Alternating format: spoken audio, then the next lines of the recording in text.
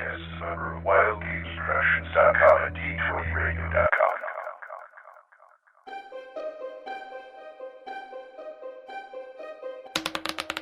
First there was the original. I thought it might be nice for kids. Keep them off the street, you know. Then the basic. This is a simple game. Then the first version of the advanced. Good, clean, wholesome fun. Now the hammer comes down. Welcome to THACO's Hammer, the best damn second edition AD&D podcast ever. Welcome back to Splatbook 20 of THACO's Hammer. I'm DM Glen, your host with co-host DM Brian. Hello. Hello, Brian. And Corey's a little busy, so he couldn't make it this week. So we have DM Crispy. Thank you for having me on your podcast, gentlemen. Thank you. Excited to be here. What are you calling a golf? What is this, a golf tournament or what? No, it's National Public Radio. Oh, okay. I thought it was like Crispy. And in the news today. Don't get me started.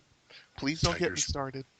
Tigers rolling the dice. Crispy, you got some splaining to do. Oh gosh. Oh Lord, please take us into hits and crits.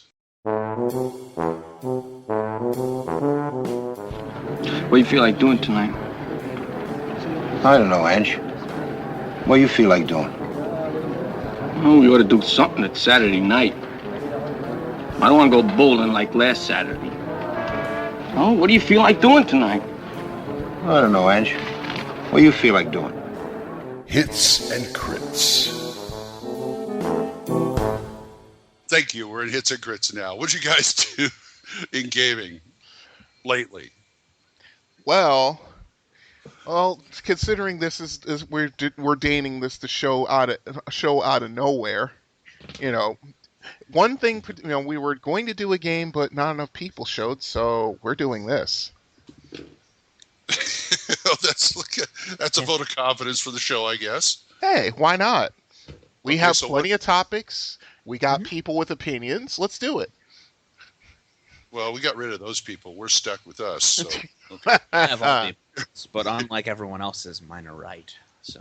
I see. Yes, that's because Knew there was something the different about you. Something different about Crispy. So, all right, Crispy, what have you been doing gaming?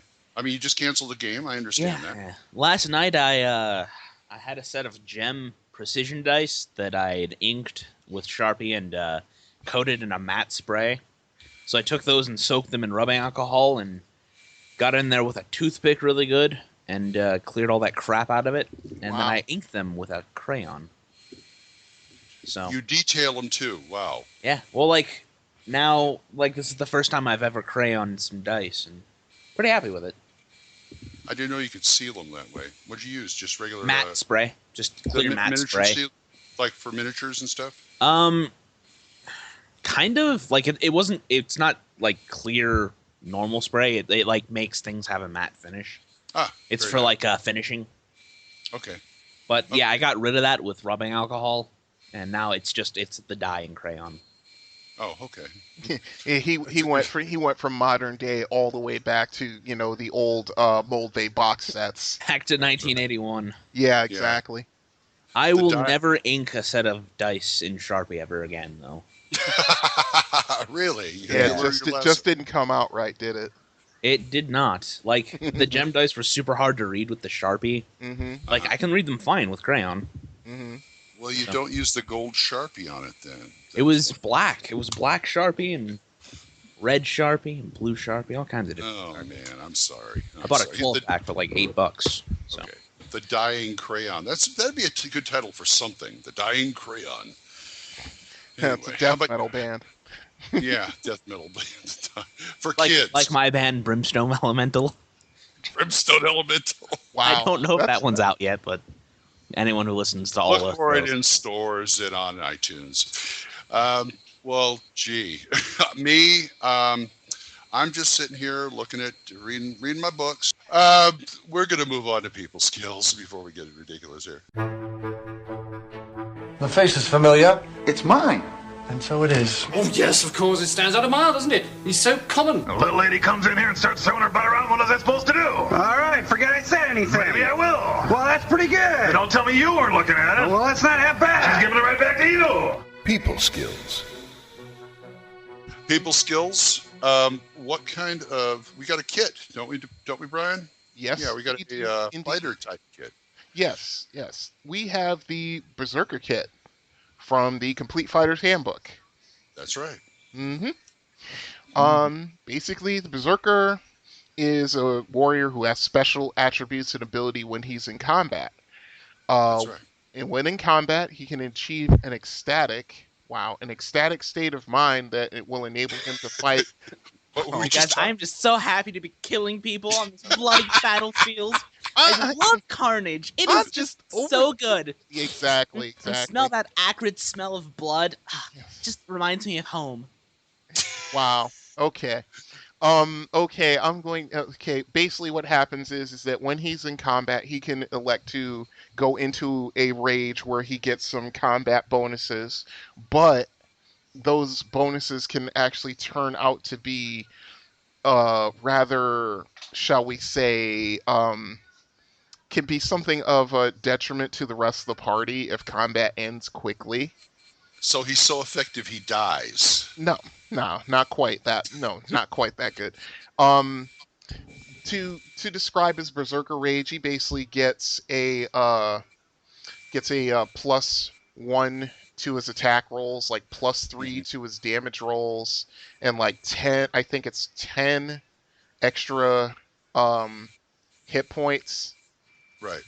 And and basically what happens is that he has also gets a bonus save to certain spells, and he basically will attack until everyone around him is dead, which kind of goes down to the I'm sorry, it's +5 hit points, not +10. Well, it's like ridiculous now. Yeah, +10 would be a little silly, but basically his Berserk Rage lasts for 10 rounds, and if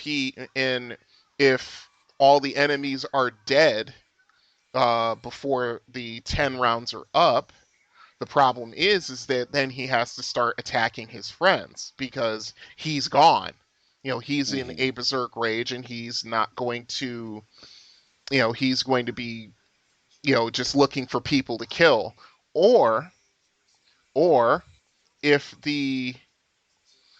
he decides to try it, he can basically try to come out of his rage immediately, but the drawback is I think he takes like 5 hit points of damage per round that's left in his Berserk Rage. So he could basically, for all intents and purposes, burst a blood vessel in his brain and die. If not careful. Yeah, I just noticed that one of his being Berserk offers no real protection from Finger of Death. Yeah. It was like he finishes his job, people are dead, and then he keels over right after he comes out of it. Yeah, he dies immediately afterwards. It's more like a delayed effect. Mm-hmm. And then they serve up an idea of the Berserker Paladin. Wow. Yeah, wouldn't that be interesting? Yeah, it says here some DMs prefer not to allow it, but there are some tribes or something like, depending on how they worship stuff, that actually would require their paladins to be berserkers. Wow. If they worship things like a wolverine or a bear. Yeah, Wolverine with the adamantium claws. Oh, sorry, wrong game. We knew he always was. Yeah. Well, yeah, exactly. That's he was like the first berserker I'd ever seen. When I read the X-Men comics back in the day, like we're talking like 1980, 81, right in there. I was like 11, 12 years old. Yeah, I mean, I actually read an issue where, Wolverine, basically lost it. And he started taking everybody, just basically just going after a foe until his foe was, sliced into hamburger meat, basically. Ooh. Well, they also say here that while he's berserk, he cannot use ranged weapons. Yeah. He has to wade in himself. Oh darn! No berserker And- archers. Yeah, I know. That'd be fun. I see a lot of berserker archers. Ready, go! They all go berserk at once. They drop the bows and run. It's like a berserker archer, though. Like, to me, doesn't seem like it would work because, like the berserker he's doing the extra damage because he's hitting so hard because of the adrenaline rush. Mm-hmm. Right, I can understand that. Yeah. Now, I still want to see a berserker wizard. Hey, you saw Cyclops Wizard. You hush. Okay. Yeah, I know. I got the idea of, them just like shooting spells right and left. Like that. Or they take the crossbow and start beating on the orc. Why is this old man beating on me? Kill it. Exactly. Now, I understand when when somebody plays a berserker and they go into battle and they go berserk, mm-hmm. the DM's supposed to ask him how many hit points he has. That's correct. And the DM keeps track of his hit points because the player will have no idea what hit points he has because he can't feel pain. Right. Exactly. That's that's one of the better mechanics of this kit. That right. All of a sudden your character is so far gone in his rage that he could basically just someone could take out his spleen and he wouldn't feel it. And the next thing after combat's done and he's like standing there, he's like, hey, that's my spleen, and he keels over dead. Or something like that. Yeah. Also another drawback. It's only a flesh wound. Yeah, exactly. That's basically what it is. Without all the quote unquote high comedy. But anyway, another thing is that cure spells and bless spells and things like that, they don't affect him until he comes out of it. If at all. If at all, correctly. I mean, if correct. the bless will wear off and he's still berserk, Right. But yeah, he doesn't gain the benefits of the extra hit points until he comes out of his berserk rage. Gotcha. Mm-hmm. Gotcha. So you've ever have any berserkers in your game? I've played in a game with a berserker. Well, was he a berserker? Yeah, he was. He's a cleric of Tempest, and they have the berserk rage as one of their abilities, and it's basically the same exact thing we're talking about. And I remember one fight we were up against some orcs. His character lost it. He went berserk, and we ended up killing off all the orcs. Then he started attacking my ranger. And basically my ranger hid behind her shield, and basically was just parrying every attack that came her way, until he snapped out of it. Because it's one of those where I was envisioning him just going and just like trying to run her through, and my ranger's hiding behind her shield like, Joshua, come out of it! It's us! We're your friends! Stop it! Things like that. He's just hammering away at her. It was actually a pretty good role playing moment. Yeah, I always go for the role playing, even if it's the wrong thing to do. Mm-hmm. Even if it gets the other players mad. Oh. Even if I'm never asked back to a game again. Anyway, no. But you've had your moment, and that's all that matters, right? That's true. Yes, that's true. Anyway, Crispy, you got any berserker stories? I don't. You don't. Are we keeping you up? What? Are we keeping you up? Keeping me up? No, sorry. I work mornings, so I've been up since 5. Yeah. Yeah, it's coming close to his bedtime, I'm sure. Yeah. Like another few hours, but I don't have to work tomorrow, so I'll just stay up. Okay, well, late. there you That's go. cool. Hey, Berserkers, you guys got Berserker stories. Why don't you tell us about it? THACOshammer@gmail.com, or we have a number. 405-806-0555. Or at osrgaming.org, or at Dragon's Foot, or at D20 Radio. Or purpleworm.org. You're right. Sorry. And you better write in, or I'll come find you and kill you. And Berserk on it, all over him. Mm-hmm. But he dumped his pants, too. Oh, God. Let's go to Rule 0. One would think you've been doing this all your life. We'll remember you said that. I know. I'm sure you hate me just enough. Rule 0. Rule 0. Okay, we're going to start a new series we call Whole Cloth. We're going to create a character in the next few episodes, starting from the beginning all the way to equipping him and, naming him and all that kind of stuff, him or her, or whatever. Yep. Okay, well, first thing we start with is the idea, the concept. Yes. Some people can skip this part because there's a lot of people who say, well, I just roll the dice and, I decide what I want to play the dice roll. And then, they don't worry about this until afterwards. Right. But I like to come up with an idea.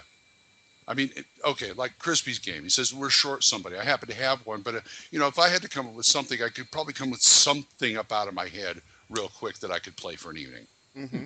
Yep. Don't know if it'd go beyond that, but it's an idea. Right. But like I said, some people take inspiration from the dice. Mm-hmm. And there's nothing wrong with that either. Right. I've seen some memorable characters come out of really bad die rolls. I mean, really bad. Like nothing above like an 8 or something like that. Yes. Oh God. Yes. Well, this is the reason the RPGA starts them all out at 8 and gives them points. Yeah, that's so true. we don't get the 4-int fighter. So you don't suck, basically. So you don't suck. You don't suck. How do you? No one likes to suck. Like, Crispy, do you start? Of course not. Do you start with an idea, or how do you do it? What's your method? I'm weird. Like, I don't really play the character till I play the character. It actually takes me a couple sessions to know what I want to do with my character. Mm-hmm. Oh, yeah, I can understand that. That's like the people who just roll the dice and get inspiration from that. It's the same thing. Right. So, like the first few sessions, you just like dum dum dum dum dum. I'm hitting, I'm hacking, I'm slashing, and you just like walk through it until you finally find that one thing, that one hook.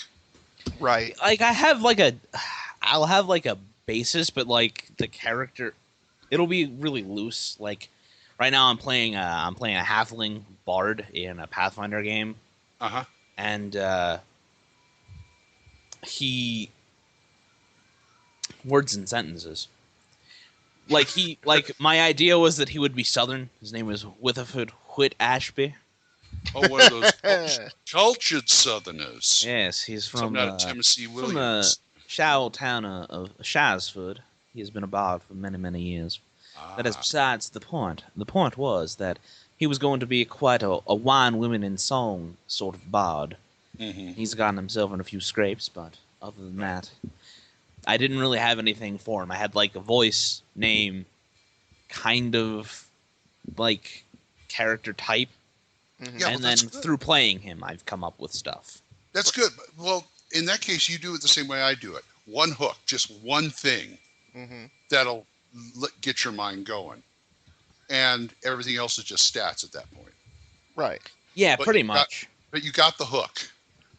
I knew, like, I wanted him to play a violin. He would be a fiddler, and, like, he would use a sling. Mm-hmm. That was it. Give him the brewing NWP so he can make moonshine. Oh. All right, Brian, you said something. How about you? What do you come up with? How do you do your concepts and ideas? Well, I've done it both ways. There have been times where, one of my favorite characters, his name is, Shadow. Yeah, real original. But, basically, I've told the story before. Basically, the die rolls made him. And the die rolls of my ex-fiance also for her character.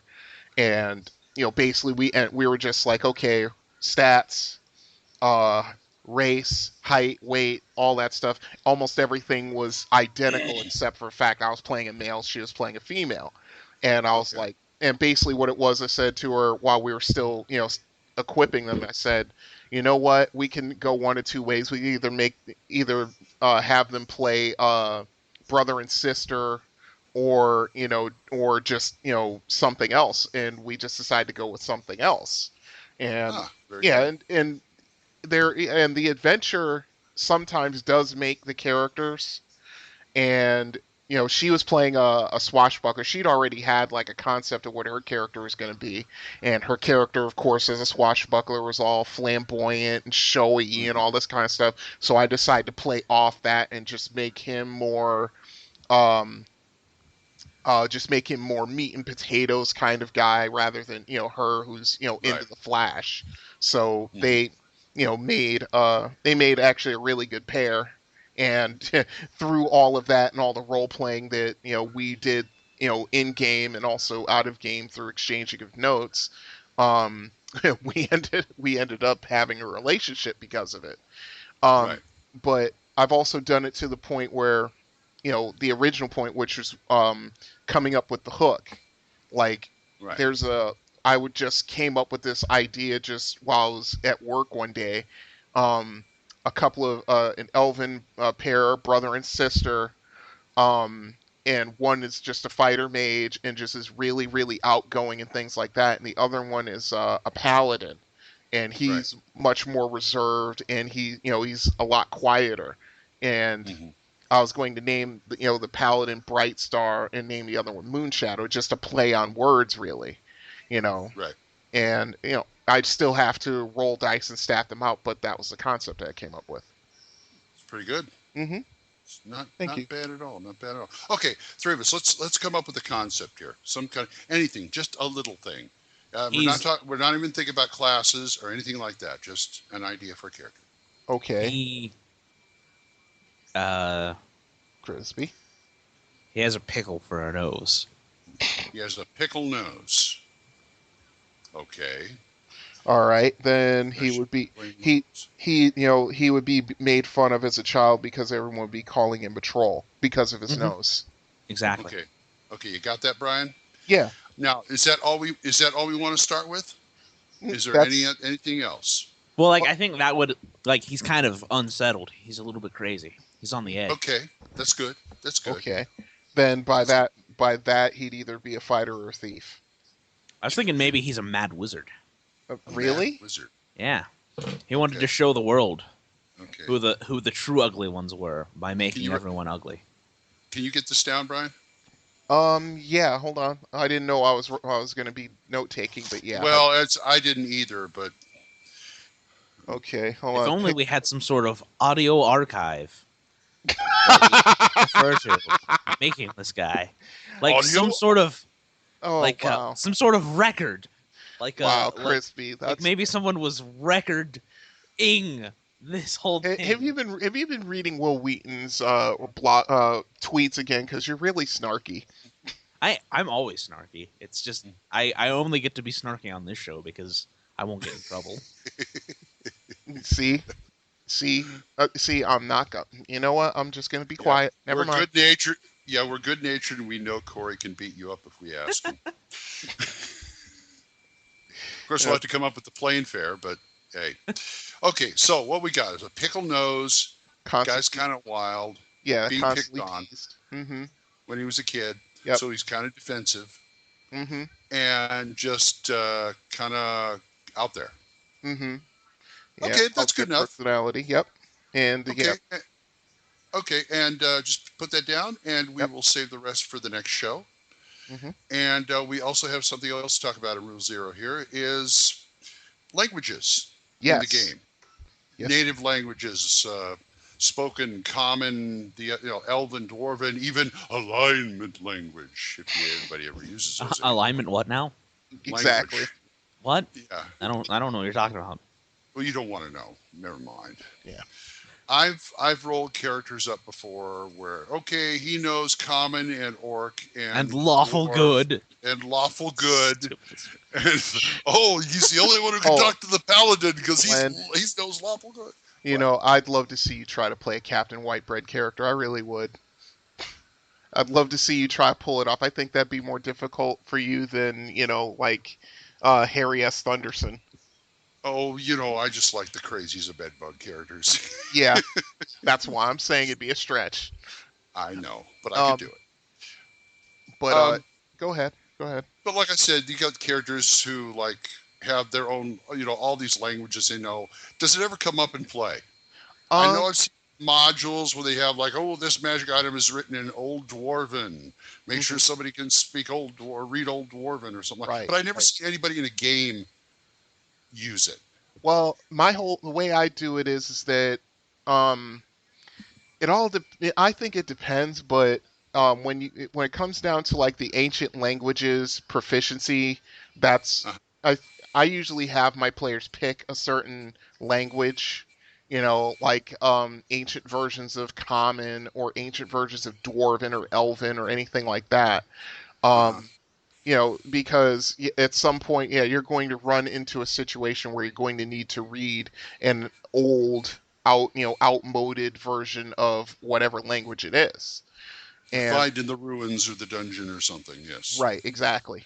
And as far as spoken languages, there's an article in Dragon Magazine which we'll probably cover a little more in depth later in another episode, where basically the author goes into depth about spoken languages. Like there's a difference between speaking it when you acquire it, like high school Spanish, if you're fluent in it, like you've been speaking it for several years, or if you're or a native, like you've actually gone over to Spain and spoke Spanish for like say 3 years or something like that.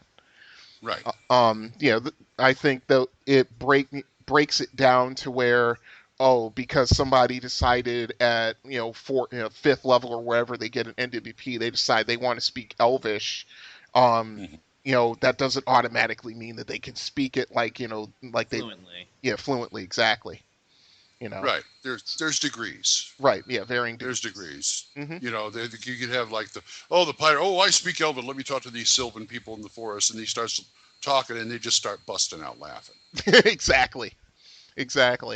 Or what's worse, they take up their ears. Get the human trying to speak Elven. What? Yeah. I'm sorry. What? Yeah, by saying instead of asking where the elder tree forest is or whatever it is, he accidentally insults the leader's mother. Yeah. Why did you ask for a beholder on toast? Exactly. Yeah, they just look at you real weird. Yeah. Yeah, Crispy, you ever deal with languages in your game? I deal with languages all the time. I have like all kinds of different house rules that I've tried for languages, especially in 3.5 or Pathfinder, because like if you gain a skill point in the linguistic skill, you just get a new language. So by the time you're like level 5, you have 5 new languages. You can speak equally badly. Yeah, I've like done things where like different points go into this. I once had a wizard that I played who like actually spoke like 15 languages. Wow. Yeah, it was pretty cool. Yeah. But like I'm pretty much on the same page as Brian, where like you're not automatically fluent. Mm-hmm. Okay. Yeah, I agree. If you learn it at a lower level. Mm-hmm. Yeah, you know it, but not well enough to sound like a native. Right. I mean, it also comes down to if the player really wants his character to speak Elvish, if he takes a little bit of time, during the character's downtime and either converses with the Elven mage and says, "Look, I want to learn this language. Can you help me?" And they just start speaking in the language, and the elf's like, no, you don't say it like that. You say it like that. Otherwise, it means something completely different. Yeah. It's kind of like studying a spell and stuff. If you have somebody you can learn from, you learn it faster, and exactly that kind of thing. Yeah, it's like if you want to speak it like you're born speaking, you'd have to go to we're talking mostly medieval high fantasy, so there are no real. Well, there could be, but I mean, they do have universities and stuff, but how many people go there to learn language? No, it's somebody you're traveling with, usually. Yeah, usually. Oh, can you teach me Dwarven? How do you say that in Dwarven? Oh, okay. That kind of thing. Mm-hmm. Yeah. I keep thinking of the spell points that Crispy talks about. One point in every language, you speak them all badly. I see this female adventurer who, like Peggy Hill, trying to speak Spanish. Yeah. Yeah, that's pretty much how it is. At least it's. Excuse me, I know how to speak it. Yeah, pretty much. I was reading through Lamentations of the Flame Princess, which I believe was based on Basic, BX, and they mentioned in there that the racial languages exist, and I think this goes for D&D Second Edition too. They said halflings don't have a racial language; they speak they common. do. Well, at least They to do? me, yeah. Well, at least to me, they do. Every race has their own special language. Okay, because their rationale was because they're so akin to the humans, they just speak common. Yeah, I could see that. I just would go a different way with it. That's all. Well, if I was doing it, I was going to have them speak Yiddish. Jewish halflings. Yeah. Don't feel bad. I knew someone on AOL who ran Second Edition, and he had Rastafarian halflings. Oh Lord. Complete with smoking blunts as big as their arm. Oh God. With the dreadlocks. With the dreadlocks, and with speaking common in that that little that look that they have. Yeah, Amon. Yeah. I gotta be honest, that is completely silly. Yes. Yeah, but it was. I liked it. Well, with me, I saw a scene. It was like the paladin and the halfling at a bars. The paladin's, yeah, that wench is mighty fine. Hachtabakoyim. Yeah, you want to go? Wow. Glenn, Halfling speaking Yiddish. Wow. Yeah. That, ladies and gentlemen, is directly from the mind of Glenn Hallstrom. Yeah, I can see like halfling tailors who are brothers. And he says, "Let's get the good stuff out." No, you want to put him in that armor? What are you talking about? You're the one who should talk. What? I said curly sideburns and everything. Oh God! Oh no! Oh wow! Curly sideburns on their feet. Oh, just hanging off. On the roof playing fiddles. Uh, We're gonna get some really nasty emails now. I apologize to any Jewish halflings would rock. Yes. Before we get thrown off the podcast, before we get thrown off the internet, exactly. Banned from the internet. Tell us about languages. How do you use them in your game? THACOsHaver@gmail.com and the other usual places. Now, to get in some more trouble, let's go to Magic Fingers. Eeny, meeny, chili beanie, the spirits are about to speak. Well, it just so happens that your friend here is only mostly dead. Sounds like a lot of supernatural baloney to me. Supernatural, perhaps. Baloney, perhaps not. Magic Fingers. Magic Fingers. Intelligent weapons or not so intelligent weapons, I guess. Yeah. Do you use them? Do you like them? What's the story here? Yes, Crispy. and yes. Yes, and yes as well. Mm-hmm. Okay. Okay. That'll wrap up this segment. Let's go on to the... Yeah. Are we in a hurry all of a sudden? No. It doesn't work. Here's a question. How intelligent do you think a weapon should be at the minimum? That's a good if you're one. Using intelligent. The minimum, like person intelligent, like average like functioning person. 10. That would be like 8 to 10? Yeah, like 10. Okay. So you can't have really ones that are intelligent, but they're really stupid. Yeah, you don't want like, which way did he go, George? He went that way. And then and your fighter's like,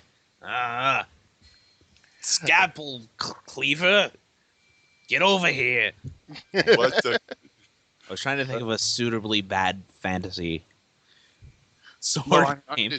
I did have a friend who had an intelligent sword. He found an intelligent sword that cleaved to him, that was smarter than him, that never forgave him from naming him Blunderbutt. Blunderbutt? Wow. Blunderbutt. I have a character who recently got a magic sword.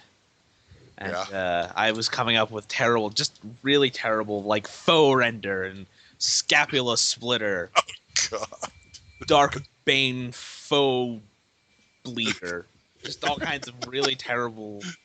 Just throw some adjectives together. Well, like, yeah, the character concept for that character was that he is like comedically grimdark. Oh, like, yeah. Just grimdark to the point where it's just like funny. This is ridiculous. Yeah. And he got a magical black blade forged 1,000,000 years ago. And its name was Strife. Like, that's the actual name of the sword, but I had to come up with something worse. Better that than Blunderbutt. But anyway, I mean, I kind of like Blunder. Yeah, I mean, I haven't given an intelligent weapon to any of my players in a while. It's not because, not by design, just hasn't really ever come up. And of course, back in the day, I used to be pretty, exacting on, when I rolled out treasure. But right. I mean, the one I can think of is one that that a ranger character of mine got, and it wasn't a sword; it was a pick. Right. It was a military pick, and it was they were constantly debating over, because the whole thing is that his feelings would get hurt if she was using her bow, which she was better at using, by the way. And every time she'd take out her bow, he would say in her mind, "You're gonna do that again." Oh well, I'll just sit here on your hip, and I'll just when they decide to get in your face and all this, maybe I'll help, maybe I won't. Laying guilt trips on her and things like that. Well, he is a pick. Mm-hmm. Yeah, and he was picking at her. Yeah. You never spend any time with me anymore. Yeah, exactly, Jim. You're always hanging out with your bow friends. Oh, great. Valley weapon. Valley pick. For sure. Like, gag me with a spoon. Yeah. I can't, you're a pick. Yeah. So how do you DM intelligent weapons? Do you let the player play the intelligent weapon? Do you play the intelligent weapon? I always play it if I'm the DM. I think it's more important for the DM to play it. Yeah. Well, I've seen people who let the player play it until, except under certain circumstances. Like, say, when the minute battle starts, he will take over as the weapon. Mm-hmm. No, usually, like that. Yeah. I mean, every game I've played in that has had an intelligent weapon in it, yeah, DM's always played it. I mean, to the point where the DM will take a couple of seconds and write a note and give it to the player if the sword or whatever weapon is can't speak, but it's telepathic, right. And things like that. I mean, I think the hardest one to do to run out of all of them are the ones that communicate by empathy instead of speech or telepathy. Although, watching Star Trek The Next Generation and, the exploits of Deanna Troi kind of have helped me with that, because, emotional range and things like that is, that's good. But the best part is when a personality battle ensues. That's... No, go ahead, Glenn. Yep. No, go ahead. I'm agreeing with you. No, when either the first time the sword wants the player to do something and the player's trying to do something else, the next thing you know, the sword is basically resisting being used, or will even especially if the weapon has a higher intelligence than the player's character. And it's very powerful. Yes. Yeah. Although I mean, does he? Oh, go ahead. I was just gonna say, I just envisioned an intelligent sword with the Great Gazoo's personality, with a not quite so smart, a not quite so smart fighter. It's like, no, you go over there, dum dum. Things like that. Well, I guess if Crispy can talk Pokemon, I've just thought of an intelligent sword with Macho Man's personality. Oh God, no. Who wants to go into battle the minute somebody flashes a weapon? No. You've seen those kind of swords too, where it's like their battle lust, Yep. It's like, what are you doing hitting him? I don't know, and the guys are like hitting them and they have no control over it. Mm-hmm. Even better if the sword is dancing. Oh God, can you imagine that? Pulls itself right out of the scabbard and just starts going after the guy. Mm-hmm. That's a medium to high level find. I agree. I agree wholeheartedly. I mean, another one, oh God, I just had the concept and just went right out of my head. Oh, that's right. I remember reading a Dragon article where someone came up with like this alternative system for generating intelligent weapons, and he actually had this little story about a fighter who basically found a weapon that its only goal was basically to slay vampires, and it basically forced the fighter to find a lair of vampires. And Wow. and he's like, and the guy's like, "What the hell are you doing? You're gonna get me killed." It's like, "You freaking coward! Trust me, you will not get killed." And the next thing you know, it's like he comes out of the lair. I mean, he's scratched to all to hell, but and the sword is like just happy as a clam, just singing out loud and all that kind of stuff. Oh boy. Yeah. Okay, what's okay, we always talk about intelligent swords and stuff. Okay. What's the most unusual intelligent weapon you've seen or given out? The most intelligent one I've seen. Or the most unusual one. Oh, unusual. I'm sorry. Intelligent. An intelligent heavy crossbow. What, does it load itself? No. I mean, it gave nice little supplementary abilities to the character, but that's the most weird. That's the weirdest one I've ever seen. Actually, it shot. If I remember, it shot like a 10-die lightning bolt too. Yeah, I keep seeing it, but like telekinesis with the swords. It's loading itself, shooting, loading. I'm not doing nothing. I'm just standing here. Yeah, I ain't doing nothing. Yeah. But what the hell, Mm-hmm. Kind of thing. Yeah, intelligent weapon. I'm sorry. Go ahead. I was going to say, in the quest for the Book of Sorrows, we found an intelligent piece of paper. Really? Yeah. What did it say? Lots of stuff, but it more or less just lied all the time. Oh, I see. Which brings up another question. What about intelligent weapons that aren't fighter weapons? How about an intelligent wand? Yeah, I mean, I've heard of people granting intelligence to like staves of the magi or staves of power and things like that. But the way the person described it, it was sort of like this fail-safe for the character. I mean, just basically trying to keep the character from just over-relying on it or whatever. Right. Actually, one of the coolest concepts as far as intelligent weapons went was one game I played in. We found an intelligent sword. One of my only other players had it, and basically it was the spirit of a trapped leprechaun in it.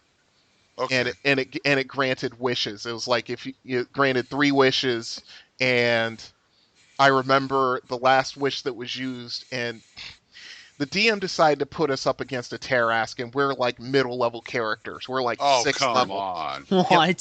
No, seriously. A Tarrasque? Yeah, a Tarrasque. Hold on. Basically, what ended up happening was that we assembled an army. The army was to keep it busy. This was like a really weird game because one of the other players in it had a gladiator character from like Dark Sun in it. And he was actually from Athos and he ended up in this campaign world or whatever. And basically what ended up happening was that on that person's suggestion, we ended up using the last wish to send the Tarrasque to Athos because we couldn't kill it, and we had like an army of like, I think like 600 fighting the damn thing. And it was basically just tearing through the army. And yeah, it was really weird. I remember it so vividly, but yeah, that was kind of weird. It's like Sauron wading through the troops. Mm-hmm. Yeah, exactly. Okay. But yeah. That's how I helped to defeat a Tarrasque at 6th level, and no one ever believes me. And you live to tell the tale. That's right. Boy. Yeah. Yeah, we all lived. Folks, you got any intelligent weapons, tips, tricks, and stories? We want to hear them. THACOShammer@gmail.com, or the number. Give them the number out again, I guess. 405-806-0555. Thank you. If I ever end up hosting the show by myself, we're never going to get the number out. Thank you. Because I could never remember it, and I don't have it up. Anyway. Write it down. I shouldn't I? Yes, I have the one for Save or Die memorized because I'm the only one who ever remembers to bring it up. Yeah, that's an even harder one. Well, anyway, let's go on to Snipe Hunt. Yes.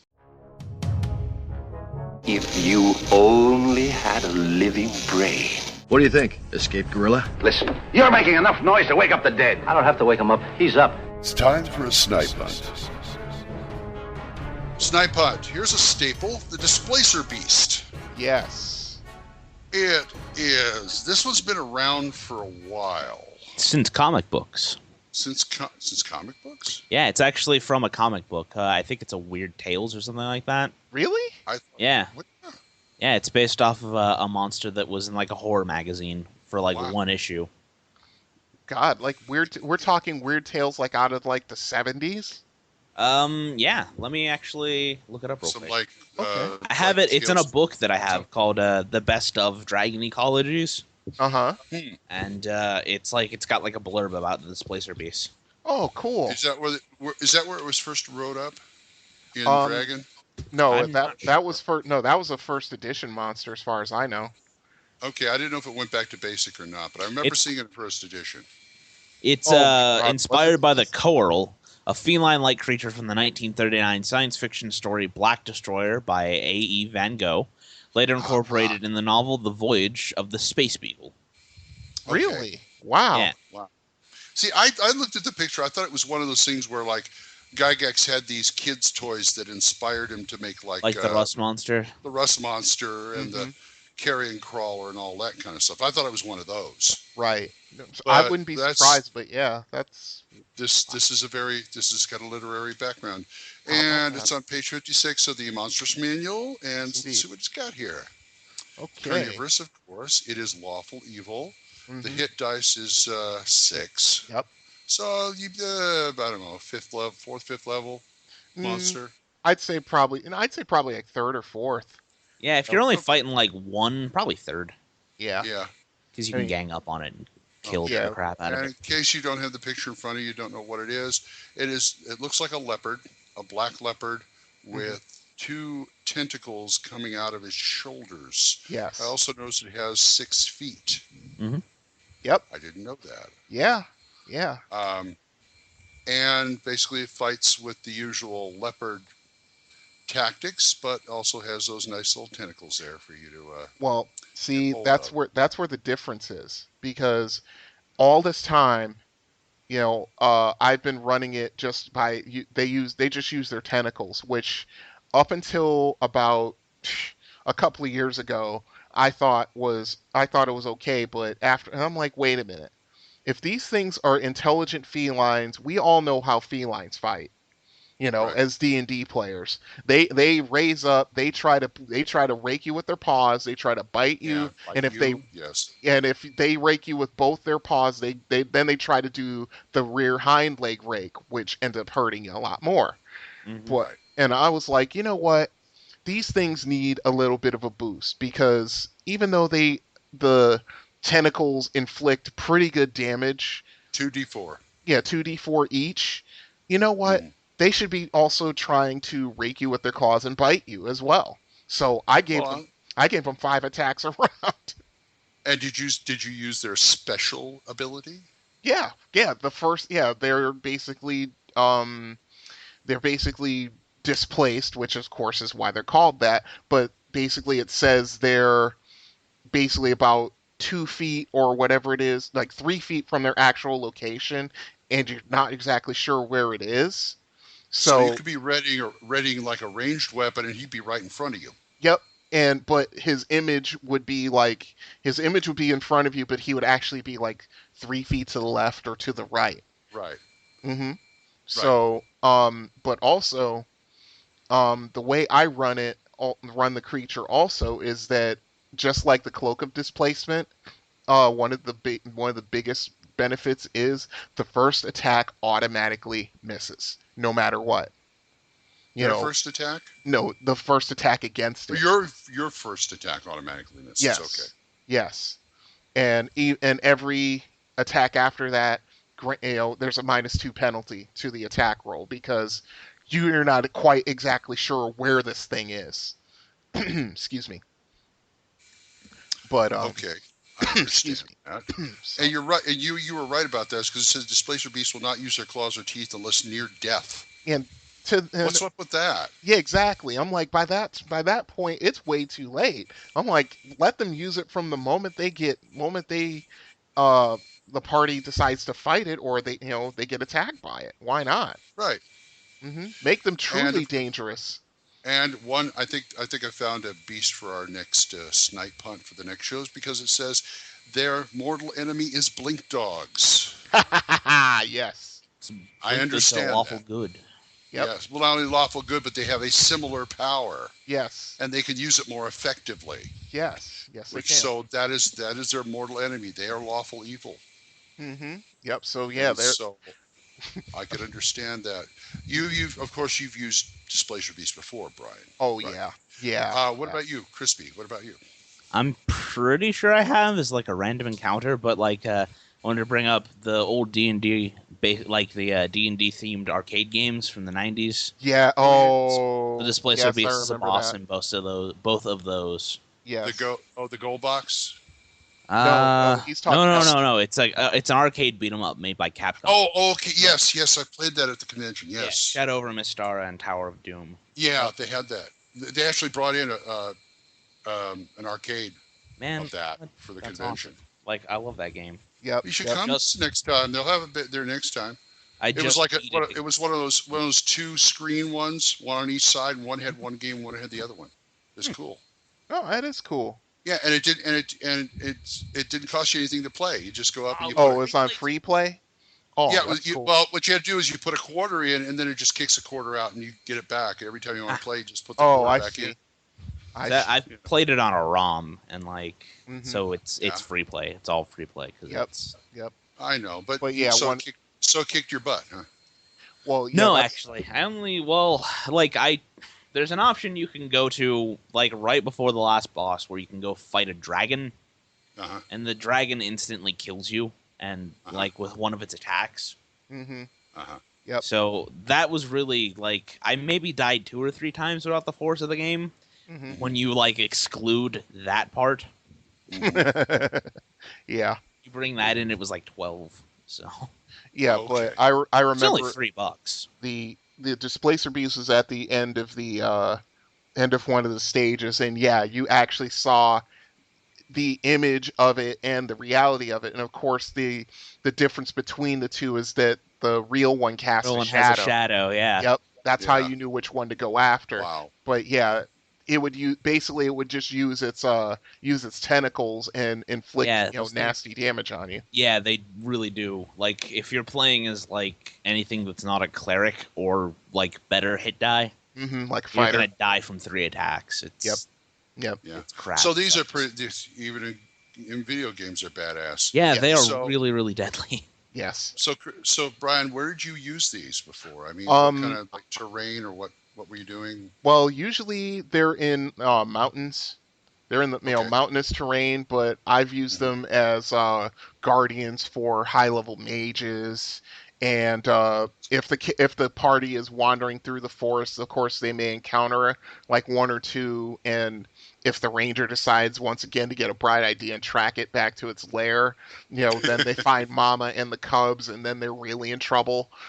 Yeah. Because it's just an unwritten rule with me. Every animal, if you find the mother and it's young, the mother's going to get a +2 to attack and damage because she's defending her cubs. Not if you back away real fast. Yeah, that's true. That's true. Yeah, if you're just I'm just gonna back away, like this show I saw on Animal Planet about this one guy who's trying to get in with a tribe of lions, and the females absolutely hate him, and so they just rear up whenever he gets close. He's like, okay, I'm backing away, just things like that. But yeah, I mean. And so wizards use these to make cloaks of displacement, right? Yes. Yeah, their hides are cloaks of displacement. So they do have valuable parts. Yes, very valuable parts. Which is one reason why adventurers would seek them out. Yes. Yes, absolutely. I could see that. Just as Displacer Beast hunts. Mm-hmm. Yeah. I mean, just a wizard hiring a party for to say, okay, I need you to get a displacer beast. I don't need you to cut up its body. You have to beat it to death with blunt weapons. That's I right. don't want the coat damaged. Whatever you have to do, do that. Okay, we're going out to get parts. U5, there's a displacer beast lair over there. Go get them. U5, there's a Lacratas in those rocky areas. You go get them. And I'll meet you guys back here. Yeah. Yeah, exactly. And displacer beasts are pretty nasty monsters, but the best part about it is they're semi-intelligent. So you have to play that up a little bit as well. It's not normal. What are they? Intelligence is 2 to 4. 2 to 4, yeah. So they can plan. They can do stuff like maybe plan. They can plan a bit. Yeah, they can set up an ambush or something like that. Yeah, absolutely. I mean, that's all. That's close, a little better than animal intelligence. Like maybe, don't they? In there, like you can come across like 2 or 3. Mm-hmm. Yeah. If you can encounter up to 5 of them. It's like 2 to 5. Okay, so they could work together and send an ambush. Wait till they come here. You guys come in from behind and exactly. That kind of thing. And pretty soon they're you got them over a barrel. Yep. Oh, very nice. I found out the smarter the monster gets, the more fun the DM has. Indeed. You can justify being a douche because you can just have these super elaborate plans, quote unquote. Mm-hmm. Yes. You're like, no, they're smart enough to. This is what they would do. Yep. Yeah. We went into their lair and we found a drawing board with plans on it. It's a whiteboard with markers. Yes. It's a cartoon drawing of like the party fighter. Yeah. You see like little stick figures and God. And you see one of the displacer beast cubs with one of the markers making all kinds of weird little signs and whatnot. You find a table with terrain that looks like the area they're around, and they got little displacer beast things. They put them here as, okay, you cover this way, you cover this way. They come through. Yeah. Exactly. Yeah, that's when you know you have a prick DM. When you see something like that. That's right. Displacer beasts are fun. Yes. Not exactly my favorite monster, but I think they're pretty. You could build an encounter around. You can build. They're interesting. You could possibly easily build a story around them. Mm-hmm. Yeah, you could. Just like, it's one of those. I always want to say, what we could do. What could we do to tweak this? I said, you don't have to tweak it. No. All I would do is maybe make one with, say, average intelligence and see what happens. Oh, I'd let them shoot fire out of their mouths. Like a video game boss. Yes, and if it was Vince, you would set out of their butt. And have like the tips of their tentacles are coated with like some kind of corrosive substance or poison. They hit you and it like burns through your armor. Why don't you put like on the tips of their tentacles put metal studs or that kind of thing? The equivalent of brass knuckles. Yeah, there you go. Brass knuckles on their front paws. Pow, pow. Yeah. Extra like +3 to damage or whatever. Or something like that. I don't know. Displacer beasts. How do you folks use them? I know how Crispy uses them. With I think I might knuckles. do those things. Like I might give them corrosive, like venom. With tactical tables. Well, you know what? There are some spells out there that would justify that. That's true. Remember I said I might be playing in his game next Thursday? I think I'm going to be sick. Okay? Oh, quit being a baby. It's just character death. God. Between this and Lacratas, I have to go like give my dog a bar mitzvah or something. Glenn, are we going to have to put Snipe Hunt on hiatus for a while? Oh no! Turns out Glenn's dog can read the Torah. He keeps attacking me, going Torah.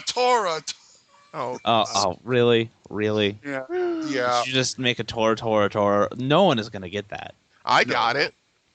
Not at all. That's true. I got it. Anyway, THACOSHammer@gmail.com and blah blah blah the other places too. Well, hey, it's the end of the show. Wow. How about that? We got through another one. Splat book number 20, folks. Yep. Until next time, this is Brian. Yeah. Say bye-bye. See ya. See ya. How about you, Crispy? You going to say bye? Goodbye, for now. To you, my friends. So, You should do karaoke. At least he's in key. thank you. That's true. That's true. And for me, DM Glenn, I'll say goodbye for now and catch you next time when the hammer comes down on THACO's Hammer. See ya. Oh boy. THACO's Hammer theme is provided by the Diablo Swing Orchestra. You'll find them on Jamendo.com. All other additional music for this episode was provided by Kevin MacLeod. You'll find more of his music on Incompetech.com. Be sure to visit our website at thacoshammer.info. If you have any questions or comments, email us at thacoshammer@gmail.com. Remember, that's an O, not a 0. You can also find us on the second edition forums at osrgaming.org and at purpleworm.org. Or give us a call and leave us a voicemail at 405-806-0555. See you next time when the hammer comes down on THACO's Hammer.